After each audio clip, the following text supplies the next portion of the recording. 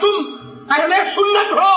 تو سنت نام ہے فرمان محمد، عمل محمد، قول محمد، اعتقاد محمد، اثر محمد صلی اللہ علیہ وسلم کا۔ پھر یہ نہ کہو ہمارے امام نے یہ کہا، ہمارے پیر نے یہ کہا، بلکہ کہو سب اماموں کی عزت، سب پیروں کی عزت، سب بزرگوں کی عزت، لیکن دین کے مسئلے میں محمد رسول اللہ نے یہ کہا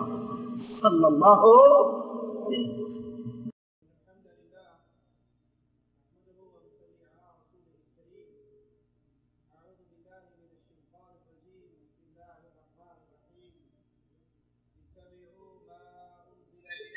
ربكم ولا تتبعوا من دونه أولياء قليلا ما تذكرون۔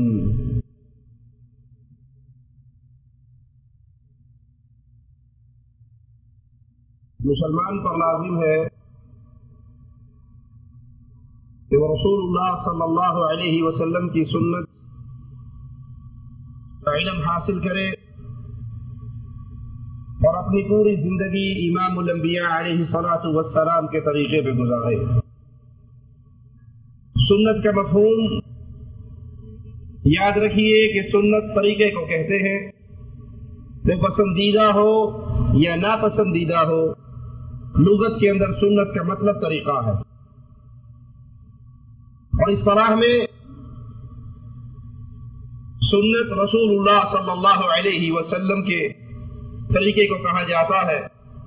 علم، عقیدہ، قول، عمل، ان تمام چیزوں میں امام الانبیاء علیہ الصلوۃ والسلام کا طریقہ کیا ہے، اسی سنت کی اتباع ضروری ہے، اسی سنت کے پیچھے چلنا باعث نجات ہے۔ یہی طریقہ انسانوں کی زندگیوں میں انقلاب لے کر آتا ہے،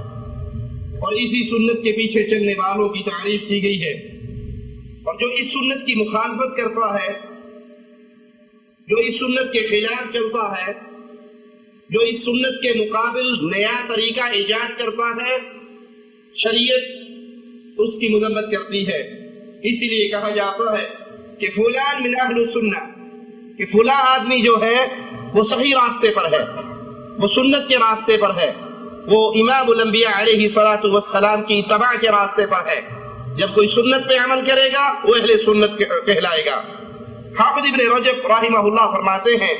سنت وہ راستہ ہے جس پر چلا جائے،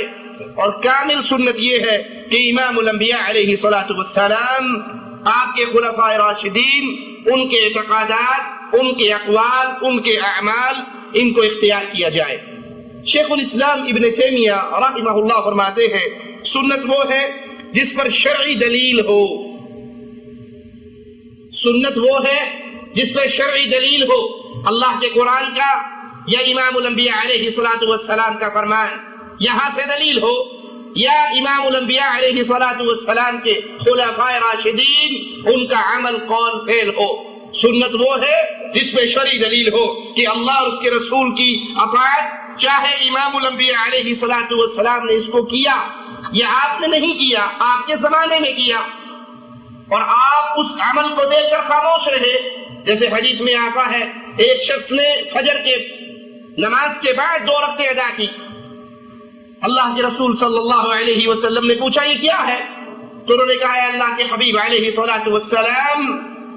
میری فجر کی پہلے کی سنتیں رہ گئی تھی، میں نے بعد میں ادا کی۔ اللہ کے حبیب علیہ الصلوۃ والسلام خاموش رہے۔ آپ کا خاموش رہنا دلیل ہے کہ یہ عمل اگر شریعت کے خلاف ہوتا تو نبی خاموش نہ رہتے۔ آپ کا طریقہ یا وہ عمل جو آپ کی زندگی میں کیا جائے اور آپ نے اس پر خاموشی اختیار کی ہو، یا آپ نے نہ کیا ہو، نہ ہی آپ کے زمانے میں ہو کہ اس وقت اس کی ضرورت نہ پیش آئی ہو، یا کوئی چیز مانے رہی ہو، لہذا سنت اس معنی میں ظاہری اور باطنی طور پر رسول اللہ صلی اللہ علیہ وسلم کے آثار کی تبع، سابقین، اولین، مہاجرین اور انصار کے آثار کی تبع کو کہتے ہیں۔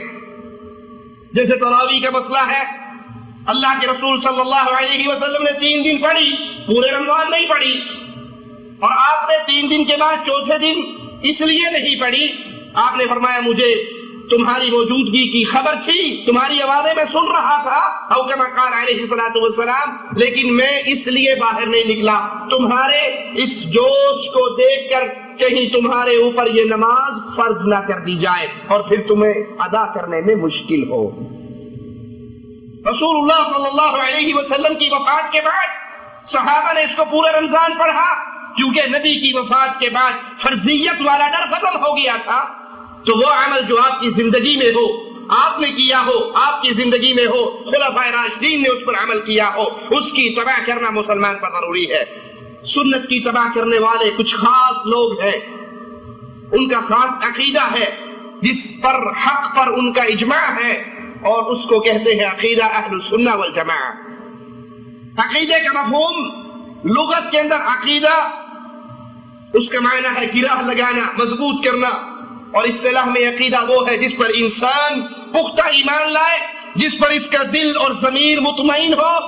ایمان لائے اپنے دل سے، اس کا ضمیر اس چیز پر مطمئن ہو، اور اگر یہ پختہ ایمان صحیح ہے تو اس کا عقیدہ صحیح کہلائے گا، جیسے اہل سنت والجماعت کا عقیدہ صحیح ہے۔ اور اگر اس کا یہ عقیدہ، یہ ایمان شریعت کے خلاف ہے تو یہ عقیدہ باطل کہلائے گا، جیسے اہل سنت کے علاوہ باقی جتنے گمراہ فرقے ہیں ان سب کے عقائد چونکہ نہ قرآن سے ثابت ہے نہ حدیث رسول سے ثابت ہے، تو ان کے عقائد گمراہ عقائد ہیں۔ علماء کی اصطلاح میں جماعت سے مراد سلف صالحین یعنی صحابہ